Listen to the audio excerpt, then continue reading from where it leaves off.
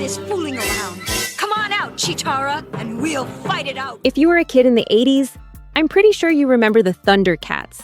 So why did it get canceled when it seemed so incredibly huge? This is exactly what this video aims to answer. But first, we need to reload the cartridge in our brains just for a moment and explore what made it so great in the first place. Let's remember that the show follows Lion-O, the child trapped in an adult's body after the destruction of Thundera. He leads the surviving ThunderCats to Third Earth. There, they battle the mummy sorcerer Mumra, who transforms from a shriveled raisin into a bodybuilding lich every time he shouts about ancient spirits. It was Shakespeare, if only Shakespeare had access to synth music and toy manufacturing contracts. What made ThunderCats special wasn't just the character designs, though those were peak 80s maximalism. The series often leaned surprisingly serious. It dealt with leadership, responsibility, betrayal, and even existential loneliness. Lion-O wasn't just a hero either. He was insecure and often made mistakes. He also got manipulated a handful of times. For a syndicated weekday cartoon aimed at kids, that was pretty damn ambitious. And visually, the animation was handled by Pacific Animation Corporation in Japan, the studio that would eventually become part of Studio Ghibli's orbit.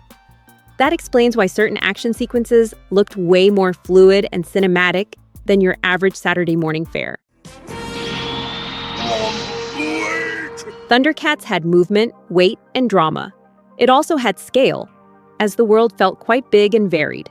You had ancient ruins, futuristic tech, mutants and tanks and mystic pyramids. It was sci-fi colliding with Conan the Barbarian. Kids didn't just watch ThunderCats, they inhabited it. So here's the question that still bugs people. Once again, why did it get canceled when it seemed so incredibly huge? ThunderCats was internationally syndicated while also selling tons of toys, comic adaptations through Star Comics, lunchboxes, bedsheets, and basically the full 1980s merchandising buffet. By the late 80s, it had aired 130 episodes across 4 seasons. That's not a short run. That's a serious catalog. Yet in 1989, it was over. Just like that. I am tired, Snarf. I need to rest. Now let's separate myth from boring corporate reality. Because the truth is less dramatic than Mumra screaming in a lightning storm. First, syndication economics. ThunderCats wasn't a network show. It was first-run syndicated, meaning individual local stations bought it. That model was gold in the mid-80s because stations needed weekday kids' content to fill time slots. But by the late 80s, the landscape shifted. Networks were strengthening their own Saturday morning blocks. Regulations around children's programming were tightening, and stations were rethinking what they wanted to air. Syndicated animated shows are expensive. ThunderCats in particular had relatively high production costs due to its animation quality and overseas production pipeline. If ad revenue and toy sales dip even slightly, the margin shrinks fast. Which brings us to the second factor, toy sales. Let's be clear, ThunderCats existed in a toy-driven ecosystem. The 80s were basically the Wild West of children's advertising. Shows like He-Man proved that cartoons could function as 22-minute toy commercials with a plot. ThunderCats absolutely followed that model.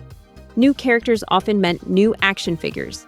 New vehicles meant new plastic for parents to step on by accident. But by 1988 and 1989, the action figure market was saturated. Kids had He-Man, Transformers, Teenage Mutant Ninja Turtles, and many others.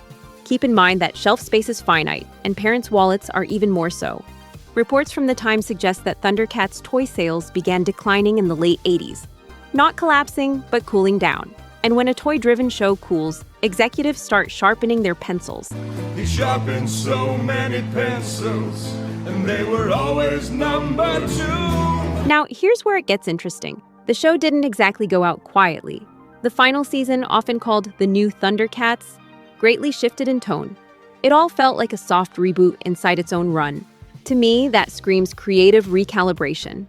When a franchise redesigns its lead and shakes up its status quo, that usually means someone behind the scenes is trying to reignite momentum. And year after year you have failed. But television doesn't operate on vibes. It operates on spreadsheets. Another factor is simple fatigue. 4 seasons, 130 episodes. That's a lot of content for a weekday show. By that point, most syndication packages had enough episodes for reruns without immediate repetition. Stations could recycle ThunderCats indefinitely without funding new episodes. From a business standpoint, producing more becomes less urgent. In other words, ThunderCats became a victim of its own volume. Then there's the broader shift in late 80s kids culture. By 1989, tastes were pivoting. Comedy-heavy, faster-paced shows were rising.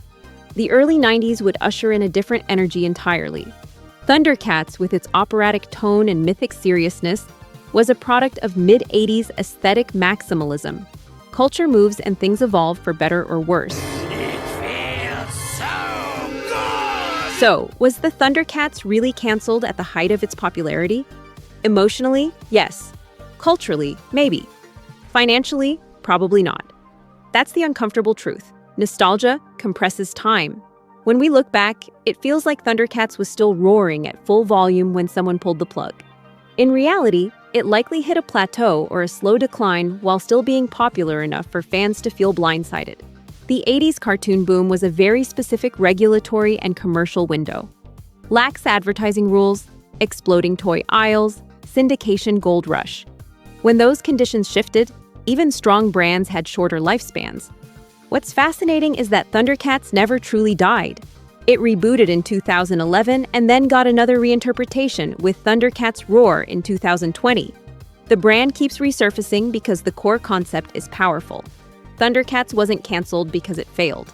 It was canceled because the ecosystem that created it had changed.